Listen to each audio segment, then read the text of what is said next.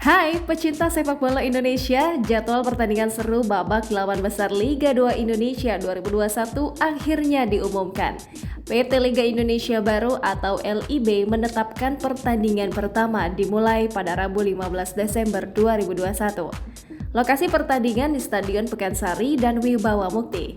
Babak 8 besar terbagi dua grup, yakni X dan Y. Grup X dihuni Sriwijaya FC, Rans Cilegon FC, Persis Solo, dan Persiba Balikpapan. Sedangkan grup Y dihuni PSMS Medan, Martapura Dewa United, PSIM Yogyakarta, dan Sulut United.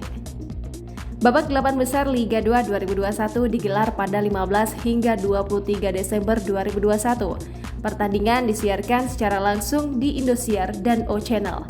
Berikut jadwalnya.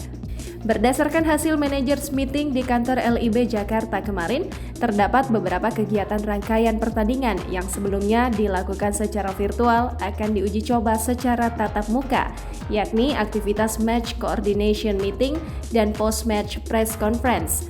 Sementara itu, untuk uji coba kehadiran penonton, PSSI dan LIB masih akan memantangkan koordinasi dengan pemerintah dan pihak-pihak terkait. Aktivitas bursa transfer pemain di babak perempat final Liga 2 dibuka dari tanggal 8 Desember hingga 14 Desember 2021. Jangan lupa subscribe, share, komen, dan like ya!